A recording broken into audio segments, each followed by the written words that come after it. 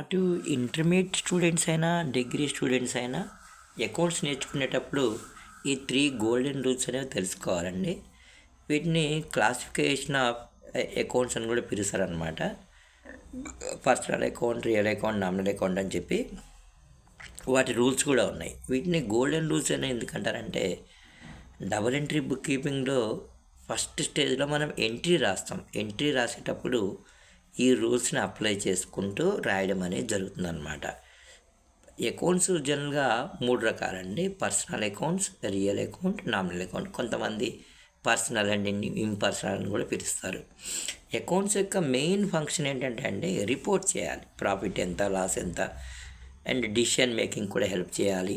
Complains and governance అంటే గవర్నమెంట్కి కావాల్సినటువంటి రిపోర్ట్ తయారు చేయడం, ట్యాక్సేషన్ రూల్స్ సంబంధించిన బుక్స్ తయారు చేయడం, ఇవన్నీ కూడా మనం ఫంక్షన్స్ ఆఫ్ అకౌంటింగ్ అనమాట. అంటే స్టూడెంట్కి కంప్లీట్ అవగాహన అనేది ఉండాలండి. ఇక్కడ ఏవి ప్రిన్సిపల్స్, ఏవి రూల్స్, అకౌంట్స్ క్లాసిఫికేషన్ ఏంటి, ఇదంతా కూడా దీంట్లో ఉన్నటువంటి ఈచ్ అండ్ ఎవ్రీ స్లైడ్ మీరు కంప్లీట్గా, though you are intermediate student or BCom student, మీరు ఇవి రాసుకోండి. ఈవెన్ ఇంటర్వ్యూకి వెళ్ళినప్పుడు కూడా మిమ్మల్ని అడగడానికి చాలా చాలా ఛాయిస్ ఉంటుంది అనమాట. ఇక్కడ మీకు ద డెఫినేషన్ ఆఫ్ అకౌంటింగ్ అనేది చూసారండి. ఇక్కడ బ్రాంచెస్ ఆఫ్ అకౌంటింగ్లో చాలా ఉన్నాయండి.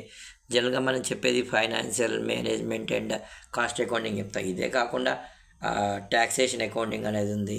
డిఫరెంట్ కైండ్స్ ఆఫ్ అకౌంటింగ్స్ అనేవి ఉన్నాయండి. కాకపోతే ఏంటంటే ఈ మూడింటిని బ్రాంచెస్ అని పిలుస్తారనమాట. These 3 are called as branches of accounting అని పిలుస్తారు. ఓకే, తర్వాత ఇక్కడ మళ్ళీ మనకి స్లైడ్లో వచ్చేసి ఫైనాన్షియల్ అకౌంట్స్ డెఫినేషన్ ఇవన్నీ కూడా మనకు వస్తున్నాయండి.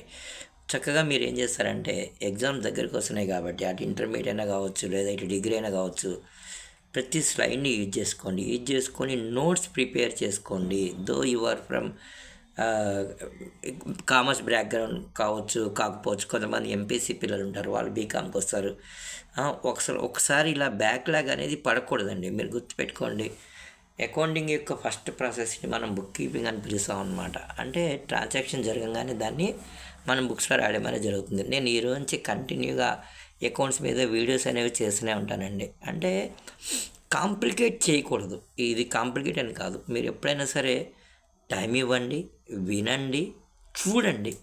చూసి ఎప్పుడైతే మీరు రాయడం అనేది స్టార్ట్ చేశారో డెఫినెట్లీ, ఫర్ ఎగ్జాంపుల్ ఈ చిన్న స్లైడ్లో రాయలేరండి. వచ్చు మీకు, నేను కాదనట్లేదు. రియల్ అకౌంట్ అంటే దట్ రిలేట్స్ టు ఎసెట్స్ అనమాట, ఆస్తులకు సంబంధించింది.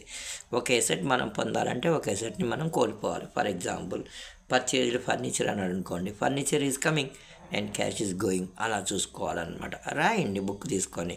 తర్వాత సింగిల్ ఎంట్రీ సిస్టమ్ అనేది ఒక ఇంపార్టెంట్ అకౌంటింగ్ సిస్టమేనండి. చాలా సంవత్సరాలు ఈరోజు కూడా సింగిల్ ఎంట్రీ బుక్స్ అనేవి మెయింటైన్ చేస్తాను అనమాట. They won't follow double entry book keeping rules ఏవి కూడా ఫాలో చేయరు.